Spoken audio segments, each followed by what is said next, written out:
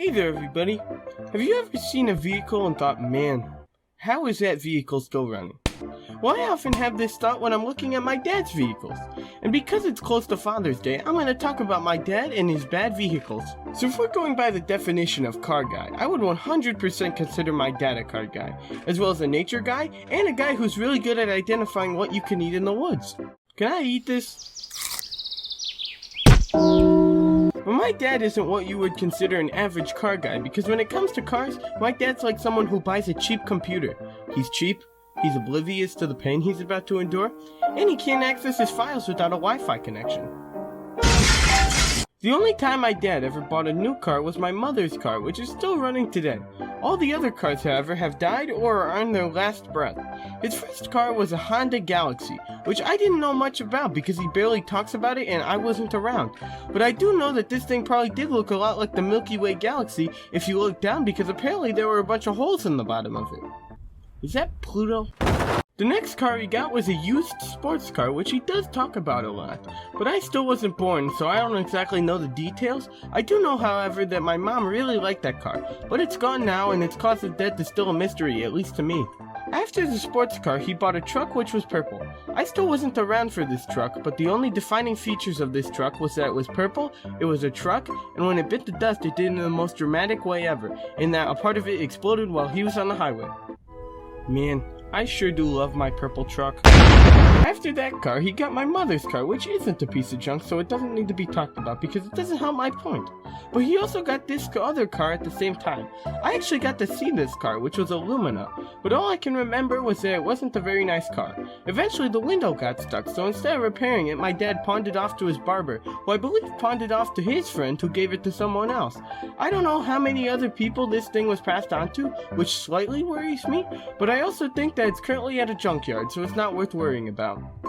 Hey Matt, I got you this gift for being my favorite animator with a blue hat ever. Man, thank you, that is just so generous. After he got rid of the Lumina, for a few years my dad sorta just took a break from buying cars and took the bus or my mom's car everywhere. I don't know if he was scared from past car experiences or if he was just afraid that the Lumina would inevitably come back to him, but eventually he got a 2007 white Ford Freestyle, which had a TV in the back, and at this point everything was looking uphill. We had a car, it had 7 seats, I could watch TV in the back, and the window was not stuck. Everything looked great, until it gave up the ghost in a Costco parking lot. Man, I can't wait to get this $100 worth of ice cream home. There were a lot of problems with the car dying in a Costco parking lot. Like all that ice cream he bought that could have been in my mouth is now melted. Also, there's now a broken car. Once the Freestyle broke, my dad had to figure out what to do next. So as a normal person would do, he bought another 2007 Ford Freestyle, this time in black.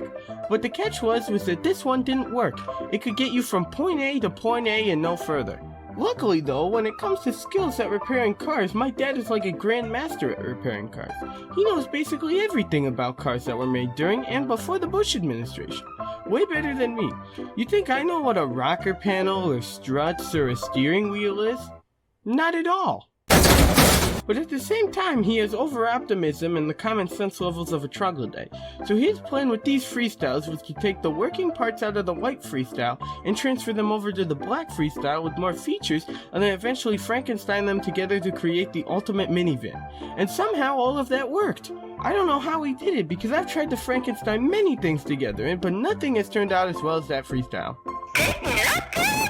And this ultimate Freestyle was and still is a great car. But after 3 Michigan winters, the bottom is so rusted out through the salt to the point where one wrong move in the car could send someone falling through the seat. So we need a new car. And after my dad telling us about shopping around, I have learned that my dad has lowered his standards with cars to almost depressing levels. Because when it comes to shopping with my dad, it seems like the worse shape the car is in, the more likely he is to consider it. Hey Matt, there's this car up in Canada. It was in an ice bear cave for 15 years, but it might still have a good working transmission. Huh? Half of the cars he looked at didn't even work. There was one car that did work that's in Virginia, and he's considering flying out to look at it. I don't know what the deal with cars in Virginia is like. Who knows if there's like a dead squirrel in the exhaust or something. At this point, his chances of getting an okay car are about the chances of a girl liking me. I would like to say this story has a happy ending, but sadly she's still looking for a car, so I don't know. Anyway, thanks for watching.